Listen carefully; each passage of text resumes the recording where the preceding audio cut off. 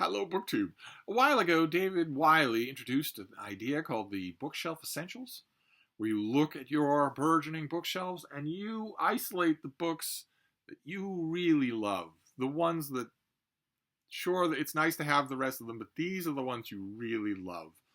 We are all book people. We are all in a kind of a weird death dance with the whole concept of bookshelf essentials. I think most book people would like either to reach a point where the only print and paper books they have are bookshelf essentials. You can go wild on a Kindle. No reason whatsoever to have only essentials on a Kindle. You can have 7,000 books on a Kindle. That's as long as you've got them organized so that you can find what you have. You can have anything you want on there, and you don't have to worry about it at all. It's a different mind frame completely. But your print and paper books on your shelves, I think most book people either believe that they're at that point or are constantly striving to get to the point where all the books are bookshelf essentials. I myself have split the whole concept in two in an attempt not to deal with it. In an attempt not to deal with it, I have always said that whatever little book room I have, I always have a little book room that's separate from wherever all the rest of the places, the rooms that I live.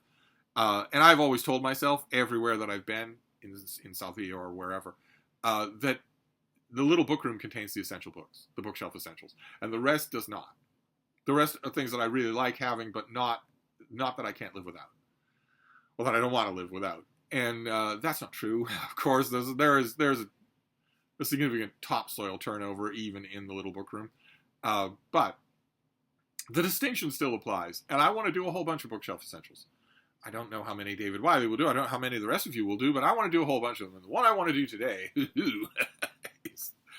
is quite possibly the longest book that's ever been written. And this is Reclaiming History by Vincent Bugliosi. A lot of you will know him from his book Helter Skelter, which is true crime.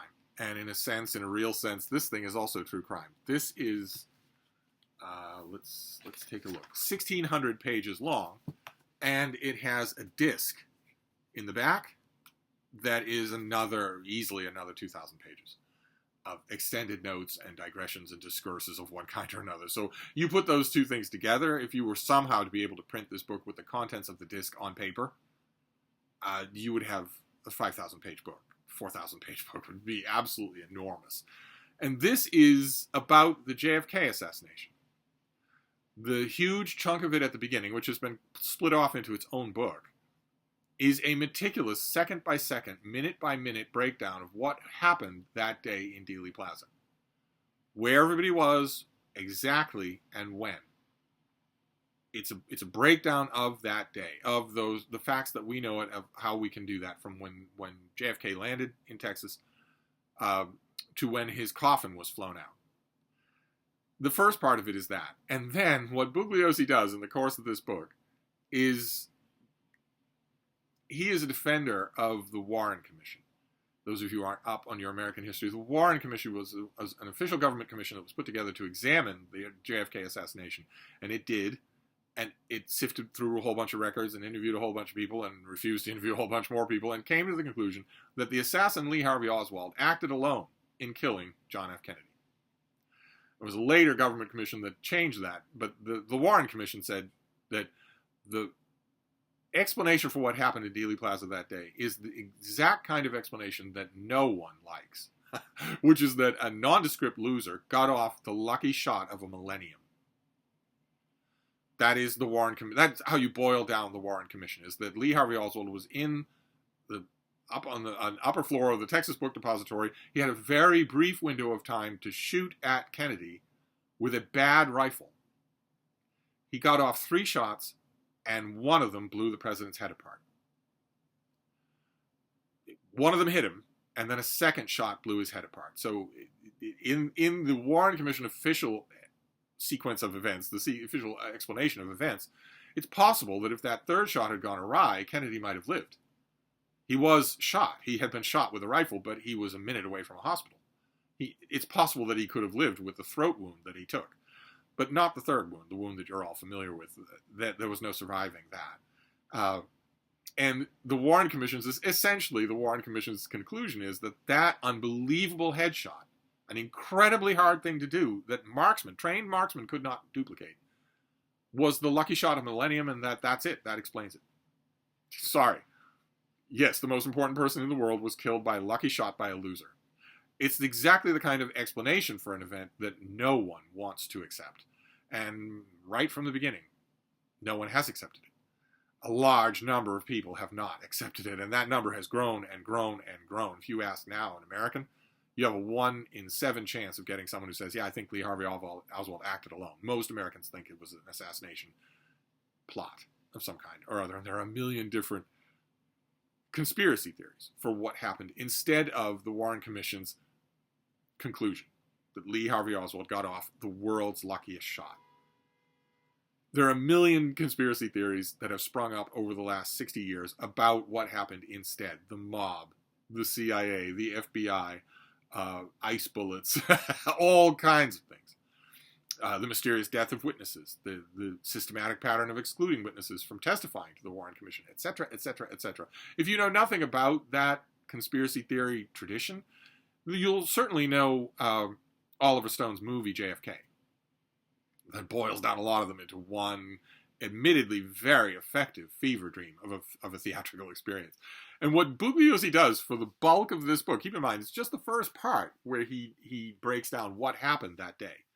Then the rest of the book, the next 1,200 pages, is him systematically destroying every single conspiracy theory. Laying them out for you, laying out their acoustic or forensic background, and then ripping them to shreds. Every aspect of this. The botched autopsy, the incongruent autopsy photos, the eyewitnesses in the Texas Book Depository, the killing of Officer Tippit, the many, many, many people in Dealey Plaza who were absolutely sure that they heard the shots come from the grassy knoll, not from behind the president, but from in front of him.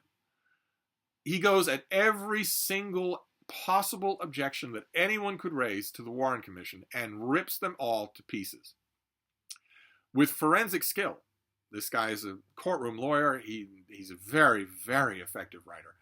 And whether or not you hold to his conclusions, whether or not you agree with those eviscerations of conspiracy theories, you will be gripped the whole time. The most amazing thing that I can say about a book this sinfully long is that, believe it or not, it doesn't have a single dull page. Now that I'm over the initial emotional shock of this, I can say that. That is the biggest miracle of this book, is that it is never dull. It is always, always interesting in every little detail. It is always interesting, and it leaves no details out. Whether or not you end up convinced by that or not, well, that's a part of your reading experience, but I don't imagine that you're going to read the book, because the book is unbelievably long, literally unbelievably long. But you'll notice that if you read it. It might be, maybe you see this for $10 at a library book sale. The library book sale is benefiting a good cause, and you don't have to read it cover to cover. You can just put it on a shelf and pull it down whenever. Read it in little bits and pieces if you want to. It's worth having, definitely. It's a bookshelf essential for me, even though I have an entire bookshelf of those conspiracy theory books. I don't think I've read as many of them as Vincent Bugliosi. I doubt that anybody has. But I've read a lot of them. I'm very, very familiar with this historical event. And yet this book towers over all of them in terms of intelligence, in terms of readability. I want to read you just one passage. I'll pick it at random here. But I want to read you one passage to give you a feel for what it's like, what the prose is like. One would think, I'm not going to do Bugliosi's incredibly distinctive speaking cadences. I'm going to try not to. One would think that at least 5 people, Jackie Kennedy, Governor Connolly and his wife, Nellie, William Greer, the Secret Service driver of the presidential limousine, and Roy Kellerman, the Secret Service passenger in the front seat, might forever be immune from being accused by the terminally wacky buffs of being involved in the conspiracy to murder Kennedy, if for no other reason than that they themselves were in the line of fire. But not so fast, say the conspiracy buffs, unwilling to concede by exemption any Homo sapiens who were alive and breathing on November 22nd, 1963. Conspiracy theorist James Fetzer has removed Greer, who was directly within the line of fire for both shots that hit Kennedy, from the line of fire defense, claiming that Greer, as part of the conspiracy, deliberately stopped the limousine after the first shot to make Kennedy an easier target for the remaining shots. So apparently Greer, per Fetzer, decided to place his own life on the line to see that Kennedy was killed. And 2 young buffs from Canada also removed Greer, as well as his partner Kellerman, from the line of fire defense, actually contending that Greer himself turned around and shot Kennedy, Kellerman holding the steering wheel while his partner did the deed. In fact, a Tulsa citizen, serving as his own lawyer, went so far as to file a lawsuit on September 30th, 1996, asking the court to find Greer and Kellerman guilty of murdering Kennedy. And it just goes on like that, and on like that, and on like that, forever. It's always readable. I might point out here, I could add a footnote to almost every page of this book. I might point out here that Greer and Kellerman were not directly in line with the president. They had jump seats. It is not a straight line. You can reconstruct the car yourself and see. You can't look at the car because it was immediately whisked from the scene and purged of all possible forensic evidence.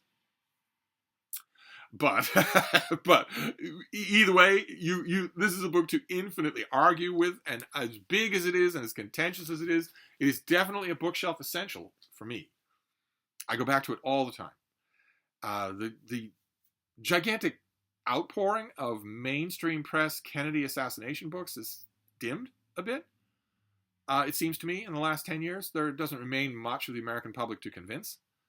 I don't think, for instance, there are any mainstream publications on the subject coming out this year. I don't think so. I'd be amazed if I missed one, but I don't. I mean, parts of the end of the year are not known to me, but I don't think there is one. There'll be a whole bunch of non-mainstream publications that will come out, but I don't think there's a mainstream one. So this Reclaiming History could very well be the final word on the Warren Commission. Whether or not you agree with it, whether or not you think he's cavalierly dismissing things, whether or not, as I do, you firmly believe that if the whim had struck him, the courtroom advocate, Vincent Bugliosi, could have written an equally long book demolishing the Warren Commission? Oh, that's up to you. I believe that last part.